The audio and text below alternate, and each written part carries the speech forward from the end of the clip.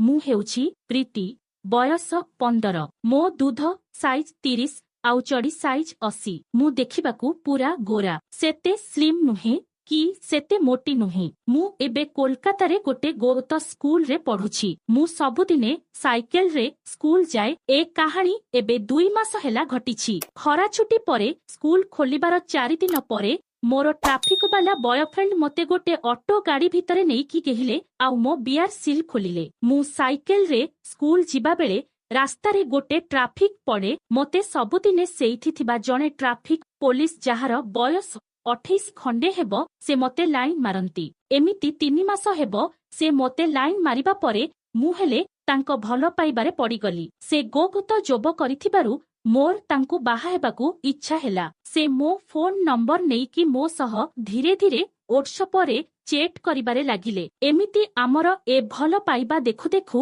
ବହୁତ ଆଗକୁ ପଳେଇଲା। ମୁଁ ତାଙ୍କୁ ବାହା ହେବାକୁ କହିବାରୁ ସେ ରାଜି ହେଇଗଲେ। ତାପରେ ଧୀରେ ଧୀରେ ସେ ମତେ ଭିଡିଓ କଲରେ ମୋ ଦୁଧ ଆଉ ବିଆ ଦେଖେଇବାକୁ କହିଲେ। ମୁଁ ସବୁବେଳେ କହୁଥାଏ ବାହାଘର ପରେ ସେ ସବୁ ମନ ଖୋଲି ଦେଖିବ, ହେଲେ ସେ ଶୁଣନ୍ତିନି ଆଉ ଦିନେ ମତେ ବାହା ହେବେ ବୋଲି 100% ପ୍ରମିଜ କରି କହିଲେ। ତାପରେ ସେ ମତେ ଯେବେବି ମୋର ଲଙ୍ଗଳା ଫଟୋ, ଦୁଧ, ବିଆ ଆଉ ଗାଣ୍ଡିର ଫଟୋ ଦେଖିବାକୁ ମାଗନ୍ତି ମୁଁ ପଠେଇ ଦିଏ। ମୁଁ ଏସବୁ ମୋ ମମିଙ୍କ ଫୋନରେ ହ୍ୱାଟ୍ସଆପରେ ଲକ୍ ଫିଚର ଝୁଝ କରିକି କରେ। ଏମିତି ମଝିରେ ମଝିରେ ମୁଁ ଫ୍ରି ଟାଇମରେ ମୋ ମମିଙ୍କ ଫୋନରେ ଭିଡିଓ କଲ୍ କରେ। ସେ ମତେ ଦୁଧକୁ ଚିପିକି କ୍ଷୀର ବାହାର କରିବାକୁ କୁହନ୍ତି। ମୁଁ ଚିପି ଚିପି ହାଲିଆ ହେଇଯାଏ, କିନ୍ତୁ ମୋ ଦୁଧରୁ କ୍ଷୀର ବାହାରେନି। ସେ ମତେ ଭିଡିଓ କଲରେ କୁହନ୍ତି ମୋ ବିଆକୁ ମେଲେଇକି ଦେଖେଇବା ପାଇଁ। ମୁଁ ହେଲେ ମୋ ଛୋଟିଆ କସି ବିଆକୁ ମେଲେଇକି ମୋ ବିଆର କଣାକୁ ଦେଖାଏ। ସେ ମତେ ଆଙ୍ଗୁଠି ମାରିକି ବିଆରୁ ଲାଳ ବାହାର କରିବାକୁ କୁହନ୍ତି, ହେଲେ ମୁଁ ବିଆରେ ଆଙ୍ଗୁଠି ମାରିଲେ ମୋଟ ବହୁତ କଷ୍ଟ ହୁଏ। ଖରା ଛୁଟି ପରେ ମୋର ସ୍କୁଲ ଖୋଲିଲା। ସେ ମତେ ଗେହିବାକୁ ବହୁତ ଦିନ ହେଲାଣି କହିଥିଲେ, ହେଲେ ମୁଁ ସ୍କୁଲ ଖୋଲିଲେ ଗେହିବାକୁ ଦେବି ବୋଲି ତାଙ୍କୁ କହିଥିଲି। ଦିନେ ଏମିତି ସୁବିଧା ଦେଖିକି ସେ ଛୁଟି ବନ୍ଦ କଲେ ଆଉ ମୁଁ ସ୍କୁଲ ଯିବା ବାହାନାରେ ସେ ଯୋଉଠିକି କହିଲେ ମୁଁ ଗଲି। ସେ ତାଙ୍କର ଜଣେ ସାଙ୍ଗର ଅଟୋ ଆଣିକି ସେଥିରେ କଭର ଲଗେଇକି ଷ୍ଟେସନ ସାଇଡରେ ଗୋଟେ ନିଛାଟିଆ ଜାଗାରେ ଠିଆ ହେଇଥିଲେ। ମୁଁ ଯିବା ମାତ୍ରକେ ସେ ମୋ ସାଇକେଲ ସାଇଡରେ ଲୁଚେଇ ଦେଲେ। ତାପରେ ଆମେ ଦୁହେଁ ଅଟୋ ଭିତରକୁ ପଶିଗଲୁ। ଅଟୋ ଗାଡିର ଚାରିଆଡୁ ସେ କଭର ପକେଇଦେଲେ। ତାପରେ ସେ ଆଉ ଡେରି ନକରି ମତେ ତାଙ୍କ କୋଳରେ ବସେଇ ଦେଇକି ମୋ ଦୁଧକୁ ଏକଦମ ଦଳିବାରେ ଲାଗିଗଲେ। ମୁଁ ତାଙ୍କ କୋଳରେ ପ୍ରଥମ ଥର ପାଇଁ ବସିଲି, ହେଲେ ମୋତେ ତାଙ୍କର ଟିଙ୍ଗେଇ ହେଇକି ଥିବା ଟାଣୁଆ ବାଣ୍ଡ ପୁରା ଜଣା ପଡୁଥାଏ।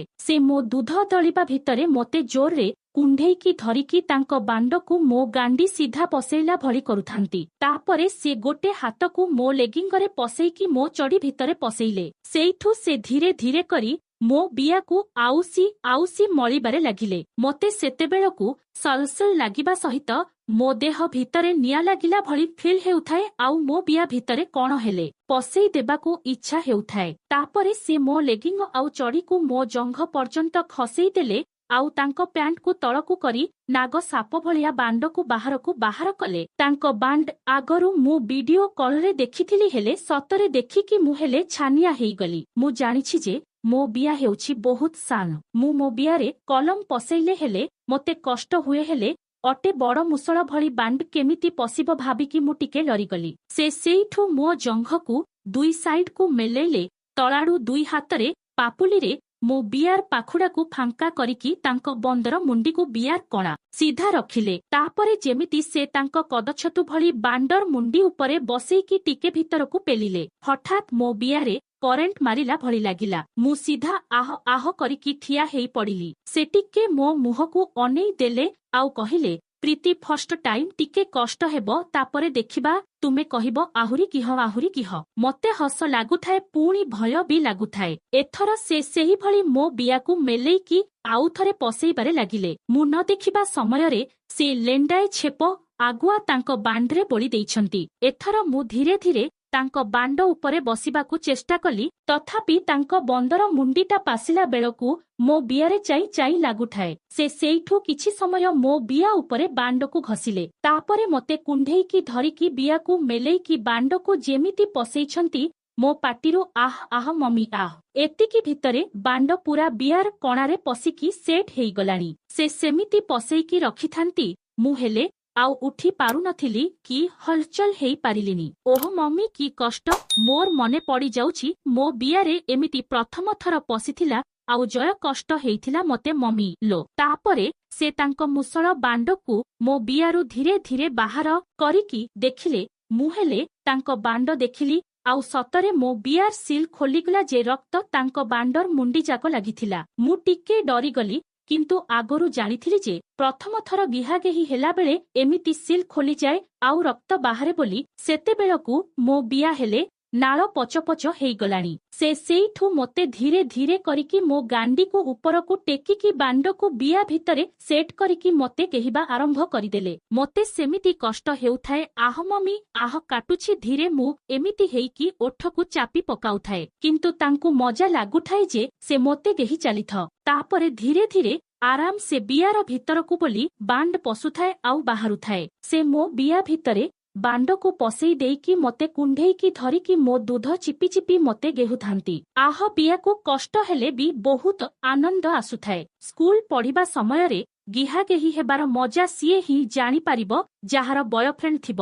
ତାପରେ କିଛି ସମୟ ଆମର ଗିହାଗେହି ଚାଲିଛି, ତାଙ୍କର ଲାଳ ବାହାରି ପଡ଼ିଲା ଯେ ସେ ଛାଟିପିଟି ହେଇକି ବିଆରୁ ବାଣ୍ଡକୁ ବାହାର କରିଦେଇକି ମୋତେ କୁଣ୍ଢେଇକି ଧରିକି ରହିଲେ। ତାପରେ ସବୁ ସରିଲା, ମୁଁ ପ୍ୟାଣ୍ଟ ଟେକିଦେଲି। ଆମେ ସେମିତି ଅଟୋ ଭିତରେ ସ୍କୁଲ ଛୁଟି ହେବା ପର୍ଯ୍ୟନ୍ତ ବସିଲୁ। ସେତିକି ଭିତରେ ସେ ମୋ ବିଆ ଭିତରେ ଆଙ୍ଗୁଠି ମାରି ମାରି ବିଆରୁ ପାଣି ବାହାର କରିଦେଇଥିଲେ। ତାପରେ ସେ ମୋଟ 10,000 ଟଙ୍କା ଖର୍ଚ୍ଚ କରିବାକୁ ଦେଲେ। ମୁଁ ଯେତେବେଳେ ଅଟୋରୁ ବାହାରକୁ ଆସିଲି ଆଉ ଧୀରେ ଧୀରେ ଚାଲିଲି, ମୋତେ ଲାଗୁଥାଏ ଯେମିତି ମୋ ବିଆ ଭିତରେ କଣ ଲାଗିଛି। ମୁଁ ସାଇକେଲ ଚଲେଇକି ଆସିବା ବେଳେ ମୋ ବିଆରେ ବହୁତ ଦରଜ ହଉଥାଏ। ମୁଁ ସେମିତି 2 ଦିନ ଯାଏ ଠିକ୍ ସେ ଚାଲିପାରୁ ନଥିଲି। ମୋ ବିଆ ସକାଳକୁ ଫୁଲି ଯାଇଥିଲା ଆଉ ତାଙ୍କୁ ଭିଡିଓ କଲ୍ କରିକି ଦେଖେଇଲି। ଏହା ଥିଲା ମୋ ସହ ଘଟିଥିବା ଘଟଣା।